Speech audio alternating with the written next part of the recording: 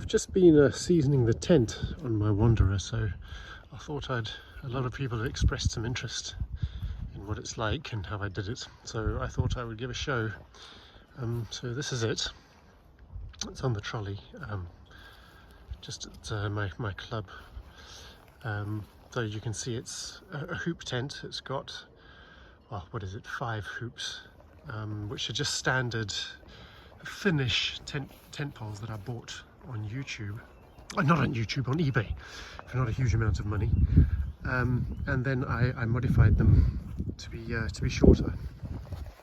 This is the door at the moment. I intend to put a door into that section there, into the middle section, so that there can be a side view.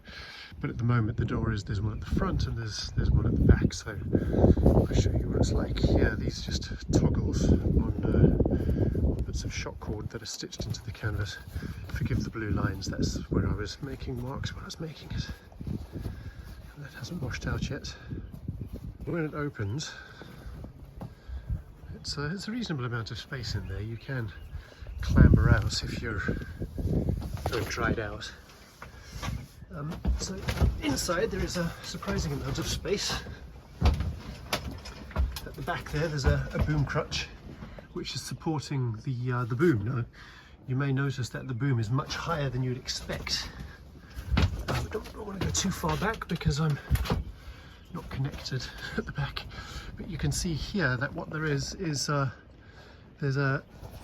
3D printed doodad at the top there which mimics a gooseneck, and the boom is plugged into that, and then the kicker is connected from the boom to the spinnaker attachment on the mast, and that holds the boom on. And then beneath it there's another 3D printed thing which fits over the original gooseneck and just gives you that extra foot.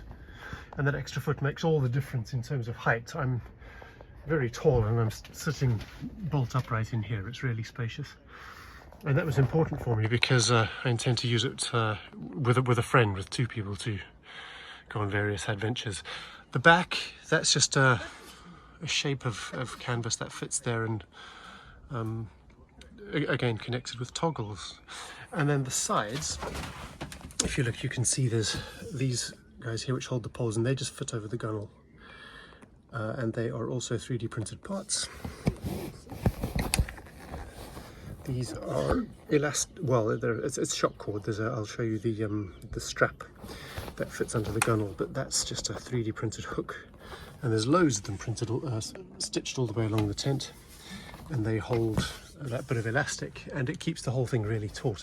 And actually I'm very pleased because since I've seasoned it, and seasoning means just soaking it and letting it dry in position, it's all shrunk down, and it's much tighter than it was. It feels really nice in here now. So I'll clamber out of the boat and then show you the strap. Okay, so around here, the only hole that I drilled in the boat in order to fit this strap, which goes all the way around, is for that fair lead there, and I needed that just to stop the strap from sliding all the way down, because the strap's under a fair amount of tension.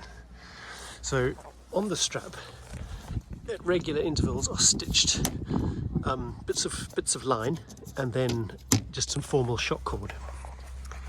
And so if you look under the flap, you can see those are all the hooks that I mentioned, and then this line all the way along, and then periodically on the line is one of these fittings which is for the pole. You can see there the pole fits into that, and then that just connects there. And then around the back, the way that this gets tension on it is that I stitched in 2 A4 stainless D-rings, one on either end, and then there's just a bog standard bit of 6mm line with this really quite clever inline cleat.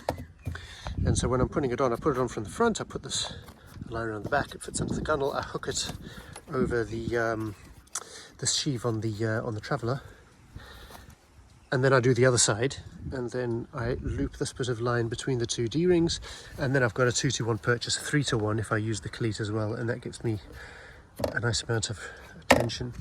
And this actually fits nicely when the motor's on as well. It fits just neatly behind the motor. And that's the tent.